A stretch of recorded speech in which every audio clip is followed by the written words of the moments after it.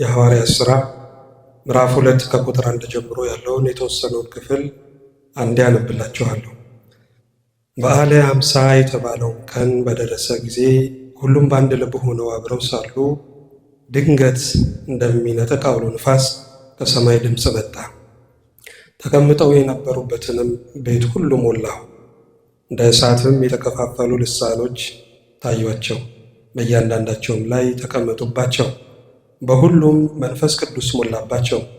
መንፈስም ይናገሩ ዘንድ እንደሰጣቸው በሌላ ልሳኖች ይናገሩ ጀመር ይላል። ስለ ቃሉ የቃሉ ባለቤት አምላካችን እግዚአብሔር ስሙ የተመሰገነ ይሁን።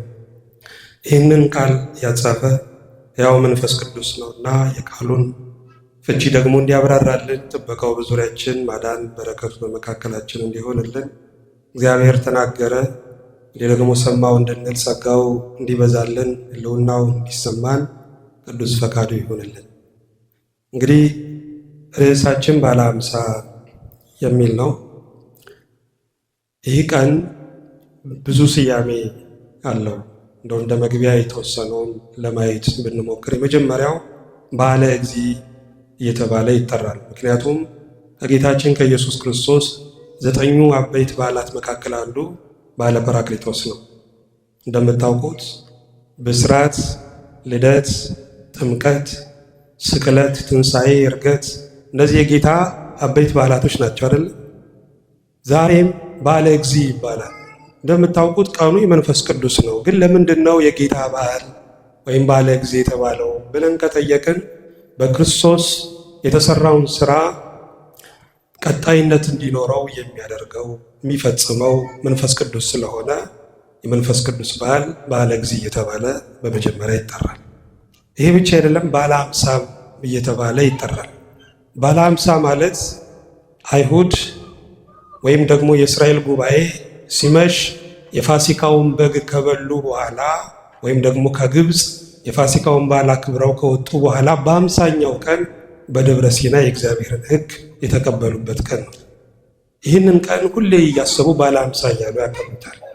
ይህ ብቻ አይደለም፣ የመከሩ መጀመሪያ ወይም ደግሞ እግዚአብሔር ስለሰጣቸው ዘር ፍሬ፣ ስለ እጽዋቱ ሁሉ በ50ኛው ቀን የሚያመሰግኑበት ዕለት ስለሆነ በዓለ ሃምሳ እየተባለ ይጠራል። በሐዲስ ኪዳን ደግሞ ጌታችን መድኃኒታችን ኢየሱስ ክርስቶስ ከሙታን መካከል ከተነሳ በኋላ በ50ኛው ቀን መንፈስ ቅዱስን ስላላከ ወይም መንፈስ ቅዱስ በክብር ስለወረደ በዓለ ሃምሳ እየተባለ ይጠራል። ይህ ብቻ አይደለም፣ በዓለ ጴንጠቆስጤም እየተባለ ይህ ቀን ይጠራል። ጴንጠቆስጤ ማለት 50ኛው ቀን ማለት ነው በግሪኩ። በምስጢር ሲፈታ ደግሞ መንፈስ ቅዱስ ማለት ነው። መቼም በውጪ የምንሰማው ነገር አላል። እኔ ጴንጠቆስጤ ነኝ የሚሉ የእምነት አካላት እንዳሉ እናውቃለን። ግን ትልቅ ስህተት ነው። መቼም ሕዝቤ እውቀት ከማጣቱ የተነሳ ጠፍቷል ነው የሚለው። የእግዚአብሔር ቃል እውቀት፣ የሰማይ እውቀት፣ የመንፈስ ቅዱስ የመጽሐፍ ቅዱስ እውቀት ከማጣቱ የተነሳ ሕዝብ እንደሚጠፋ መጽሐፍ ቅዱስ ይናገራል። እኔ ጴንጠቆስጤ ነኝ ማለት ባጭሩን የመንፈስ ቅዱስን የሚለው መናገር። ስለዚህ ትልቅ ስህተት ነው። ይህ የተነገረው ለመንፈስ ቅዱስ ብቻ ነው። ዕለቱ በዓለ ጴንጠቆስጤ ይባላል። ይህ ብቻ አይደለም፣ በዓለ ጰራቅሊጦስም ይባላል። ቃሉ የግሪክ ነው። ሲፈታ ቀጥተኛ ትርጉሙ ጰራቅሊጦስ ማለት አጽናኝ ወይም ደግሞ መካሪ የሚል ትርጉም አለው። ጌታችን መድኃኒታችን ኢየሱስ ክርስቶስም ተናግሯል። እኔ ብሄድ ይሻላል፣ እኔ ካልሄድኩ አጽናኙ ወደ እናንተ አይመጣም፣ እኔ ከሄድኩ ግን አጽናኙ መንፈስ ወደ እናንተ ይመጣል ብሎ ጌታችንም ተናግሯል። ስለዚህ መንፈስ ቅዱስ አጽናኝ ስለሆነ መካሪ ስለሆነ ጰራቅሊጦስ እንለዋለን። ይህ ቀን በዓለ ጰራቅሊጦስ ይባላል። በእውነት እንደ መንፈስ ቅዱስ አጽናኝ ማን አለ? መጽናናት ማለት ያለ ችግር መኖር ማለት አይደለም። ያለ ፈተና ያለ መከራ መኖር ማለት አይደለም። መጽናናት ማለት ከመከራው በላይ ባለ ማንነት ማረፍና መረጋጋት ማለት ነው። መንፈስ ቅዱስ ከችግር በላይ ነው። ካለብን መከራ ከደረሰብን ፈተና በላይ ነው። መንፈስ ቅዱስ የሚያጽናናን መጽናናት ዓለም ከሚያጽናናን መጽናናት እጅግ የተሻለ ነው ወገኖች። እኛም ብንሆን ወደ ቤቱ የመጣ ነው የመንፈስ ቅዱስን መጽናናት ለመስማት ነው። የሚመክረውም የሚያስተምረውም የሚያጽናናውም የሚያበረታውም ይህ ሕያው መንፈስ ቅዱስ ነው ወገኖች። መካሪም ይባላል። መንፈስ ቅዱስ መክሮት ያልተለወጠ በእውነት ማን ነው? መንፈስ ቅዱስ ሰው የሚያደርግ ነው፣ ሌላ የሚያደርግ ነው። የጻድቃን የሰማዕታት የቅዱሳንን ፈለግ እንድንከተል የሚያደርግ ነው መንፈስ ቅዱስ። ስለዚህ በዓሉ በዓለ ጰራቅሊጦስ ይባላል። ይህ ብቻ አይደለም፣ በዓለ ሰዊትም ይባላል። ቅድም እንዳልኳችሁ በዓለ ሰዊት ማለት የፍሬ በዓል ማለት ነው። እስራኤላውያን ስለ መከሩ ስለ አዝመራው እግዚአብሔርን የሚያመሰግኑበት ዕለት ነው። በእውነት በዝናብ አብቅሎ በፀሐይ አብስሎ በንፋስ አድርቆ ይህን ሁሉ ሕዝብ የሚመግበው ማን ነው? እግዚአብሔር መንፈስ ቅዱስ ነው። ፊታችን የቀላው ሰውነታችን የወፈረው ኪሳችንም በገንዘብ የተጨናነቀው ሰዎች በቀረጹት ፕሮጀክት አይደለም። እግዚአብሔር ከሰማይ በሰጠን ዝናብ ከሰማይ በሰጠን ንፋስና ፀሐይ ነው ወገኖች።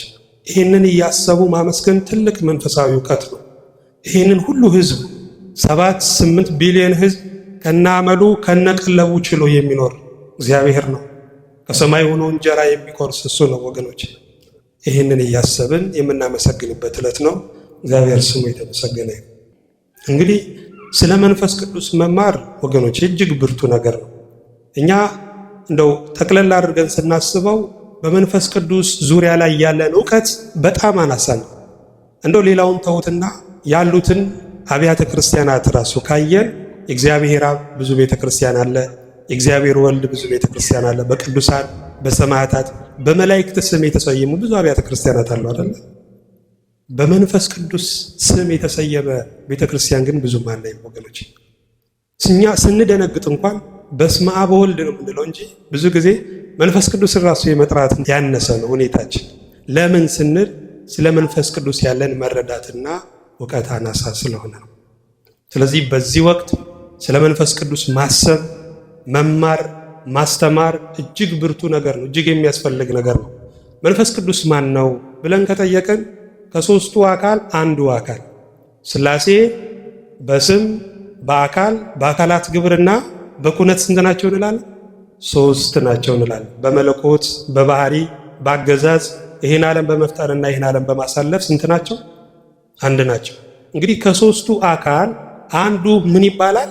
መንፈስ ቅዱስ ይባላል። መንፈስ ቅዱስ አብ አይባልም። መንፈስ ቅዱስ ወልድ አይባልም። መንፈስ ቅዱስ ነው የሚባለው። መንፈስ ቅዱስ አሁንም ማን ነው ካልን መንፈስ ቅዱስ እግዚአብሔር ነው። የመጽሐፍ ቅዱስ መረጃ የተወሰነውን ላንሳላችሁ፣ 3 ጥቅስ ላንሳላችሁ። የመጀመሪያው የመጽሐፍ ቅዱስ ቅጠል ወይም ደግሞ ኦሪት ዘፍጥረት ምዕራፍ 1 ቁጥር 1ን ስናነብ ምን ይላል? በመጀመሪያ እግዚአብሔር ሰማይና ምድርን ፈጠረ ይላል።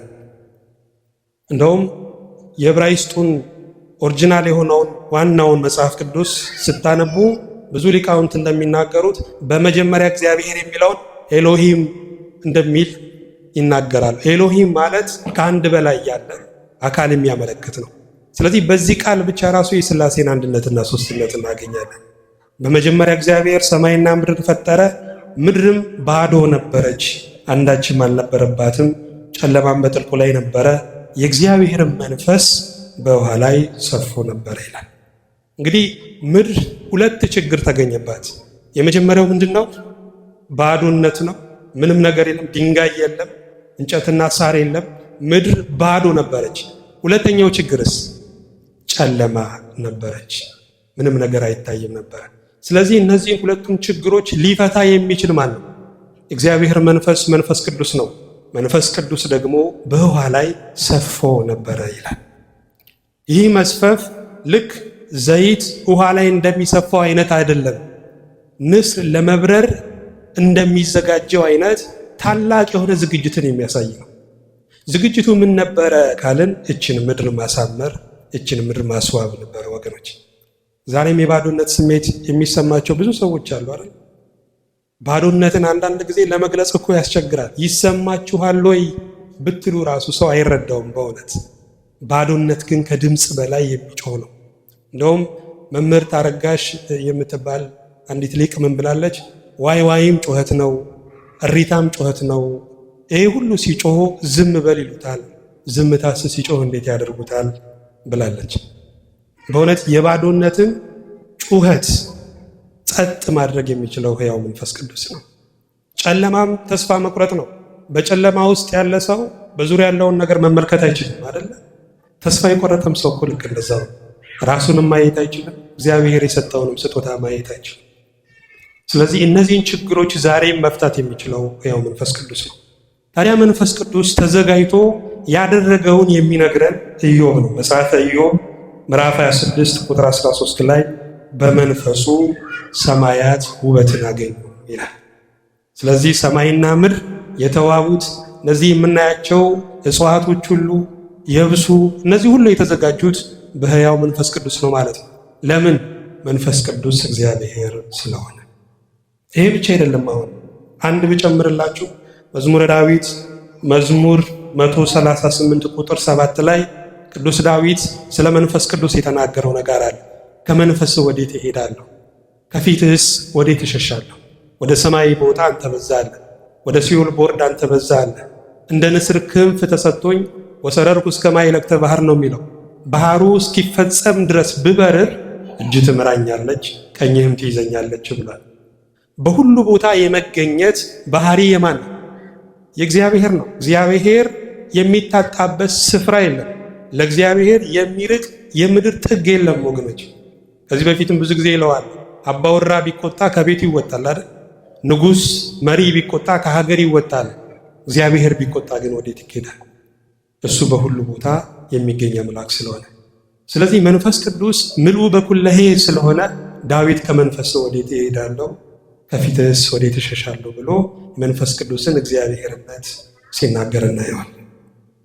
በመጨረሻ በማቴዎስ ወንጌል ምዕራፍ 28 ቁጥር 20 ላይ ጌታችን መድኃኒታችን ኢየሱስ ክርስቶስ ከማረጉ አስቀድሞ ለደቀ መዛሙርቱ የሰጠው አንድ ታላቅ ተልእኮ አለ።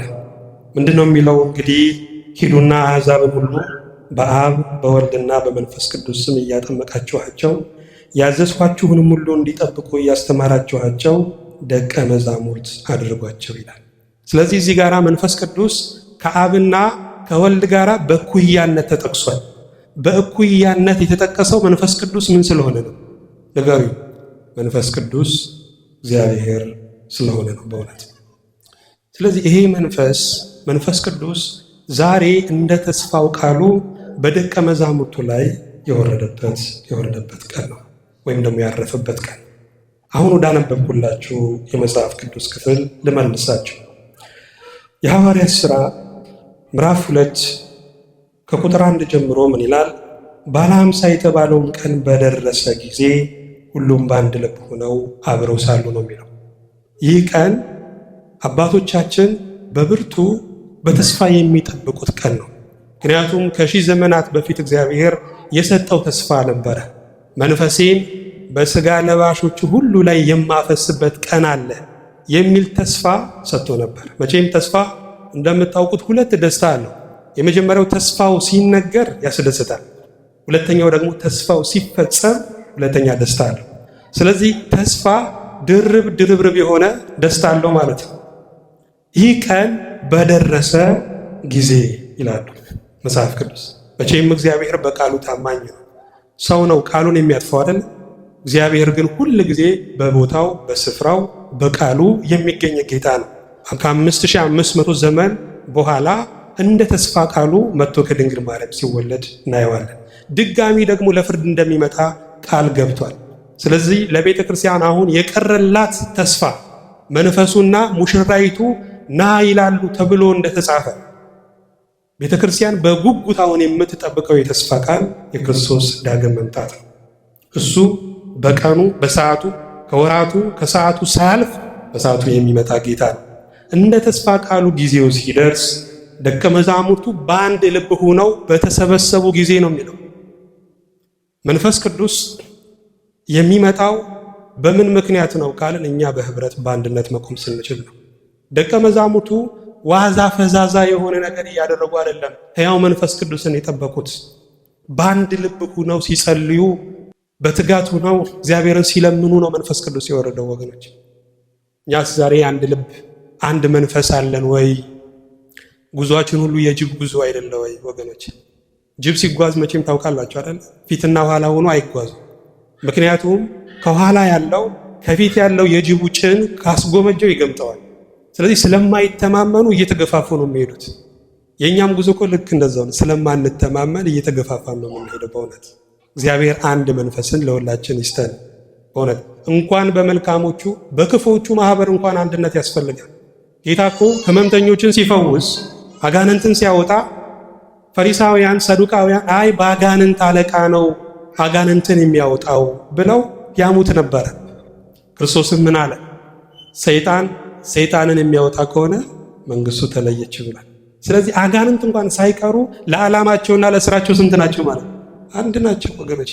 አጋንንት አንድ ሆነው እኛ እንዴት አንድ መሆን ያቅተናል? በአንድነት ሚስጥር እኮ አይባክንም። በአንድነት ውበታችን የበለጠ ያምራል፣ ይፈካል። በአንድነት ሀብተ መንፈስ ቅዱስን እናገኛለን። በአንድነት የምድሩ በረከት ለሁሉ ይበቃል ወገኖች። የምንከፋፈል ከሆነ ግን የሚጎበኘን ሰው እንኳን እናጣለን። ለሰው ሁሉ እንደ ማቅ የምንኮሰኩስ እንደ እባብ የምንናደፍ እንሆናለን። ደቀ መዛሙርቱ በአንድ ልብ ሆነው ይጸልዩ ነበር።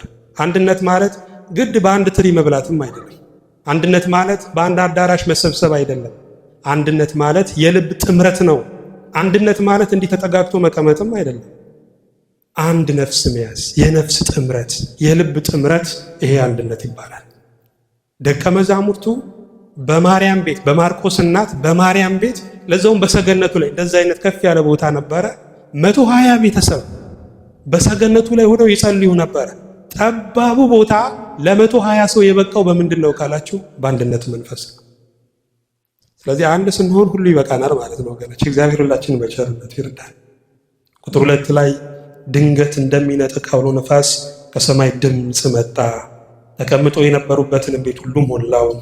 እንደ እሳትም የተከፋፈሉ ልሳኖች ታዩአቸው፣ በእያንዳንዳቸውም ላይ ተቀመጡባቸው ይላል። እዚህ ጋር መጽሐፍ ቅዱስ መንፈስ ቅዱስን ምን ይለዋል? እንደ እሳት እንደ ነፋስ እያለ ይገልጠዋል። እርግጥ መንፈስ ቅዱስ ነፋስም እሳትም አይደለም። እሳትና ነፋስ ለመንፈስ ቅዱስ ምንድን ናቸው? መገለጫዎች ናቸው። ለምንድን ነው መንፈስ ቅዱስ በነፋስ የተመሰለው? ነፋስ አይታይም አይደል? ግን ስራ ሲሰራ ይታያል። ዕቃ ሲጥል ይታያል። ማዕበል ሲያነሳ ይታያል። ዛፎቹን ሲያንቀሳቀስ ይታያል።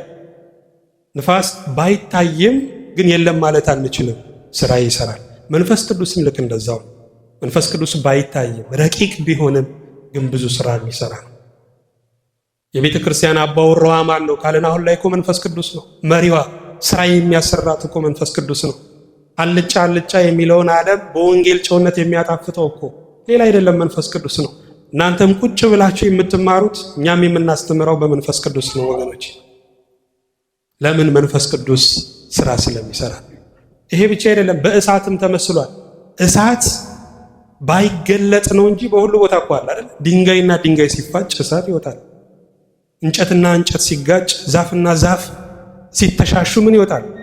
እሳት ይወጣል። እሳት ባይገለጥም ግን በሁሉ ቦታ አለ። አያችሁ፣ መንፈስ ቅዱስ ባይገለጥም ግን ደግሞ በሁሉ ቦታ የሚገኝ ነው ወገኖች።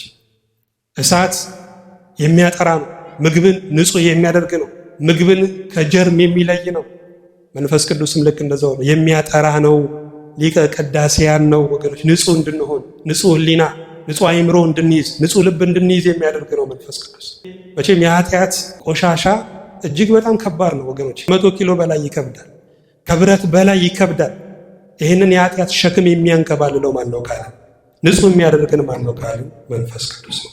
ስለዚህ መንፈስ ቅዱስ በደቀ መዛሙርቱ ላይ እንደ እሳትና እንደ ነፋስ ሆኖ በእሳት ልሳን በደቀ መዛሙርቱ ላይ ተቀመጠባቸው ነው የሚለው። ተቀመጠባቸው የሚለው የሚገርም። ምክንያቱም በብሉይ ኪዳን ጊዜ መንፈስ ቅዱስ ሲወርድ ስራውን ተልኮውን ይፈጽምና ወዲያው ይለያቸው ነበር። በሐዲስ ኪዳን ግን አወራረዱ ላለመለየት ስለሆነ፣ ስራውን ሰርቶ የማይለይ ስለሆነ ክርስቶስ ለዳግም ፍርድ እስከሚመጣ ድረስ በቤተ ክርስቲያን ውስጥ ትልቅ ኃላፊነት ስላለው መንፈስ ቅዱስ በእያንዳንዱ ላይ እንዳረፈ መጽሐፍ ቅዱስ ይነግረናል። በሁሉም መንፈስ ቅዱስ ሞላባቸው፣ መንፈስም ይናገሩ ዘንድ እንደሰጣቸው በሌላ ልሳኖች ይናገሩ ጀመረ። መንፈስ ቅዱስ በእሳት ልሳን አምሳል ካረፈባቸው በኋላ ደቀ መዛሙርቱ ምን ማድረግ ጀመሩ? በዓለም ላይ ባለ ቋንቋ ሁሉ መናገር ጀመሩ። መቼም ታስታውሳላችሁ፣ መጀመሪያ ቋንቋ እርግማን ሆኖ ነበር የተሰጠው። እግዚአብሔርን እንወጋለን ብለው የተነሱ ህዝቦች እግዚአብሔር ምን አደረገ? በኦሪት ዘፍጥረት ምዕራፍ 11 ላይ ቋንቋቸውን ምን አደረገባቸው? ደባለቀባቸው። እግዚአብሔር ከሚቀጣበት መንገድ አንዱ እንዳንግባባ ማድረግ ነው። ቋንቋን ማደበላለቅ ነው ወገኖች። ይህ እርግማን የነበረው ቋንቋ በሐዲስ ኪዳን ግን ምን ሆኖ ተሰጠ? በረከት ሆኖ ተሰጠ። ስለዚህ አሁን ላይ በዓለም ላይ ያሉ ቋንቋዎች ሁሉ በረከቶቻችን ናቸው ወገኖች፣ እንዳትንቁ። የእግዚአብሔር ስጦታ መቼም አይናቅም አይደል? እግዚአብሔር የሰጠው ስጦታ ሁሉ ትልቅ ነው። ስለዚህ ቋንቋ በዚህ ጊዜ በረከት ሆኗል። በረከት ለዓለም ወንጌልን ለመስበክ ምክንያት ሆኗል ቋንቋ ወገኖች። ሁሉም ደግሞ እንደተሰጠው ነው የተናገረው። ስለዚህ የምናስተምረው፣ የምንዘምረው፣ የምናገለግለው ማን እንደሰጠን ነው? እግዚአብሔር እንደሰጠን ወገኖች። ስብከት የንግግር ችሎታ አይደለም፣ እግዚአብሔር ስጦታ ነው። ፖለቲከኞች ከፖለቲካ ዓለም ወደ ቤተ ክርስቲያን ሲመጡ ሰባኪ እንዲሆኑ ነው የምንፈልገው አይደል? ብዙ ዘፋኞች ከዘፈን ዓለም ተለይተው ወደ ቤተ ክርስቲያን ሲመጡ ዘማሪ እንዲሆኑ እንፈልጋለን። ግን መዝሙር የድምፅ ጉዳይ አይደለም። ስብከትም የንግግር ችሎታ አይደለም ወገኖች፣ የመንፈስ ቅዱስ ስጦታ ነው። የመንፈስ ቅዱስ ስጦታ ሁሉም እንደተሰጠው ያገለግል ነበረ።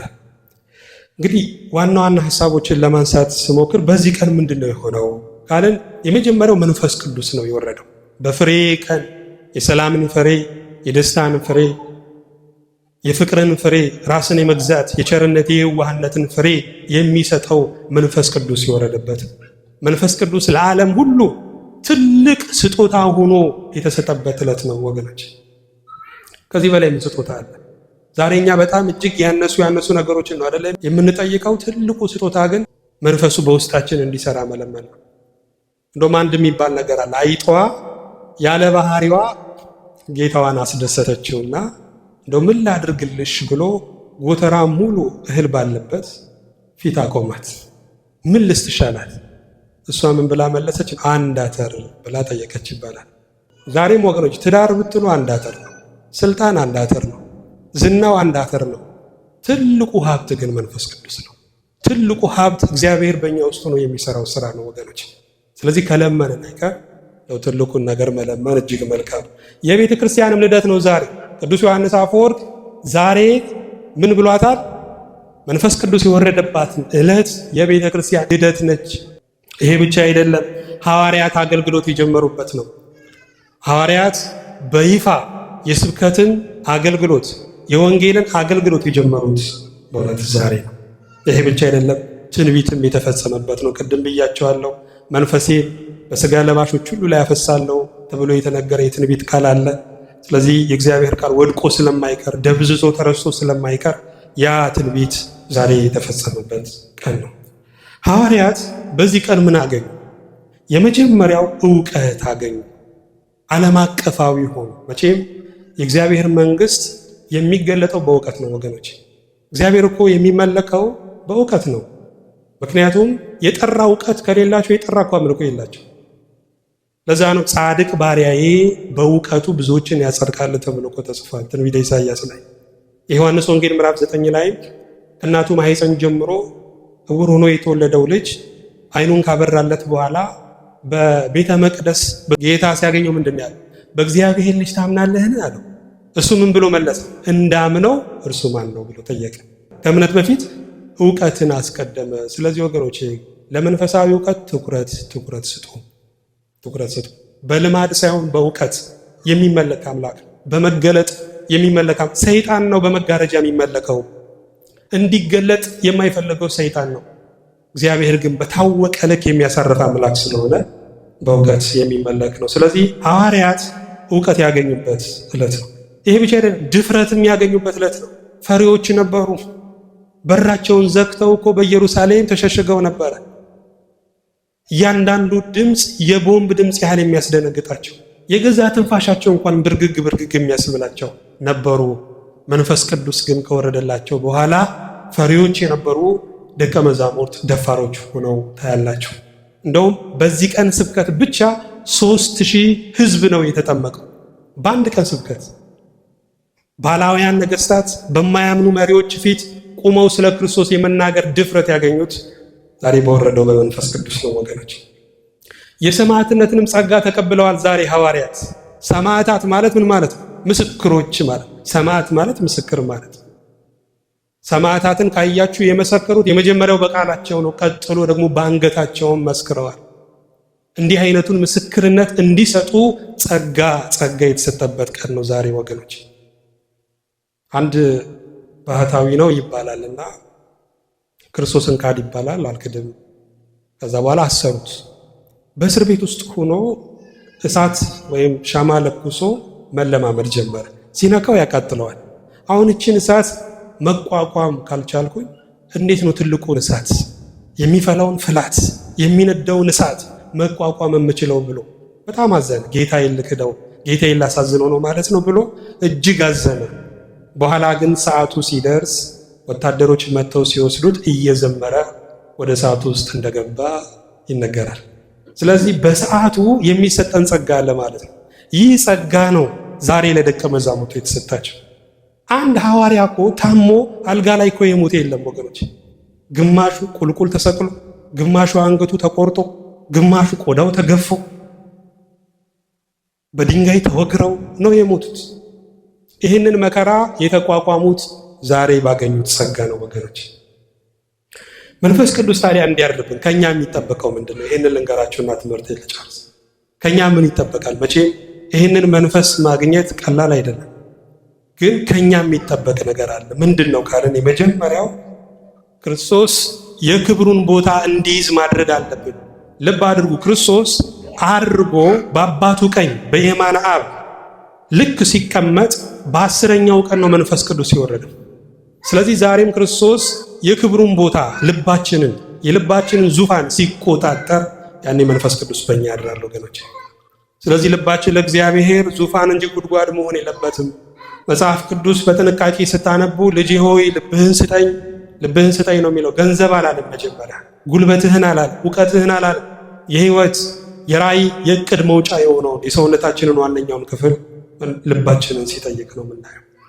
የጥንት ነገስታት ካያችሁ መጀመሪያ መቆጣጠር የሚፈልጉት መናገሻ ከተማ ነው አይደል? ምክንያቱም መናገሻ ከተማ ከተያዘ ዳር ያሉት በግድ ይገብራሉ። እግዚአብሔርም መቆጣጠር መጀመሪያ የሚፈልገው መናገሻውን ከተማ ልባችንን ነው። ምክንያቱም ልብ ለእግዚአብሔር ከተገዛ ሌላው እኮ በቃ ይገዛል። ስለዚህ ክርስቶስ የክብሩን ቦታ ወይም ስፍራውን መያዝ አለበት የመጀመሪያው። ሁለተኛው አንድ ልብ መሆን ያስፈልጋል። አንድ ልብ መንፈስ ቅዱስን ወደ ህይወታችን የሚጋብዘው ነገር ምንድነው ካልን አንድነት። አባቶቻችን እንኳን ሲመርቁ የአብ ቸርነት፣ የወልድ ፍቅር፣ የመንፈስ ቅዱስ ምንድነው የሚለው? ህብረት ወይም አንድነት ከሁላችሁ ጋር ይሁኑ ነው የሚለው። ስለዚህ የመንፈስ ቅዱስ መገለጫው ህብረትና አንድነት ስለሆነ አንድነት ባለበት ቦታ ሁሉ መንፈስ ቅዱስ አለ። ስለዚህ መንፈስ ቅዱስ ወደኛ እንዲመጣ አንድነት ያስፈልጋል፣ መጠበቅም ያስፈልጋል። ኃይልን እስክትቀበሉ ድረስ በኢየሩሳሌም ቆዩ ብሏቸው ነበረ ደቀ መዛሙርቱ። ስለዚህ ይህንን የመንፈስ ቅዱስን ኃይል ደቀ መዛሙርቱ ለመቀበል 10 ቀን ጠብቀዋል፣ ወይም 10 ቀን ሱባኤ ይዘዋል። 10 ቀን መጠበቅ ባይችሉ ኑሮ የቋንቋ ሀብት የሚሰጠውን መንፈስ ቅዱስ፣ ደፋር የሚያደርገውን መንፈስ ቅዱስ፣ እውቀትን የሚሰጠውን መንፈስ ቅዱስ፣ የሚያነጻውን የሚያጽናናውን መካሪ የሆነውን መንፈስ ቅዱስን መቀበል አይችሉም ነበር ወገኖች። ስለዚህ መጠበቅ በጣም ወሳኝ ነው። ጌታ እኮ ስለ ጸሎት በምሳሌ ከተናገረ በኋላ አንድ ያለው ነገር አለ አይደል? የሰው ልጅ ለፍርድ ሲመጣ በምድር ላይ እምነት ያገኝ ይሆንን ብሏል። ምን አይነት እምነት? አንድ ሰው ጸልዮ የጸለየውን እስኪቀበል ድረስ የሚታገስ የትዕግስት እምነት ያገኝ ይሆንን ማለት ነው። ካልጠበቃችሁ የማታገኙት ነገር አለ ወገኖች። ስለዚህ ጠብቁ። በመጠበቂያዬ ግንብ ላይ ሆኜ ጠብቀዋለሁ ብሏል ዕንባቆም። ዛሬ በምታስቀድሱበት፣ በምትጸልዩበት፣ በምትዘምሩበት ስፍራ ሆናችሁ እግዚአብሔርን ጠብቁት። እሱ በጊዜው የሚገለጥ አምላክ ስሙ የተመሰገነ ይሁን። ይሄ ብቻ አይደለም፣ መጸለይ ያስፈልጋል። ከእግዚአብሔር የምንወለደው ስንት ጊዜ ነው ንገሩ? ከወላጆቻችን አንድ ጊዜ እንደተወለድነው ሁሉ ከእግዚአብሔርም የምንወለደው አንድ ጊዜ ነው። መንፈሱን ግን ዕለት ዕለት ነው የምንሞላው ወገኖች። ምን ስናደርግ? የመጀመሪያው ስንጸልይ ነው። ስንጸልይ መንፈሱ በእኛ ውስጥ ያድራል ወገኖች። ጎማ ከተነፈሰ እኮ አስቸጋሪ ነው አይደል? ዳገት ቁልቁለቱን መሄድ ይችላል? አይችልም። ዳገት ቁልቁለቱን ጎማ መጓዝ የሚችለው ንፋስ ከሞላበት ነው አይደል? መንፈስ ቅዱስም በእኛ ህይወት ውስጥ ከሌለ የዚህን ዓለም ውጣ ውረድ በእውነት ማለፍ አንችልም ወገኖች። ስለዚህ ይህንን የሚያበረታውን ኃይል የመንፈስ ቅዱስን ኃይል ለመቀበል እጅግ መጸለይ ያስፈልጋል። እግዚአብሔር ሁላችንም በቸርነቱ ይርዳን። በዓሉን የሰላም የደስታ ያደርግልን። በእውነት ትልቅ በዓል ነው። ስለዚህ የመንፈስ ቅዱስን እውቀት በተለያየ መንገድ መጽሐፍ በማንበብ ጊዜ ሰጥቶ በመማር እንድታዳብሩ በእግዚአብሔር ስም መልእክት አስተላልፋለሁ። እግዚአብሔር ከሁላችን ጋር ይሁንልን።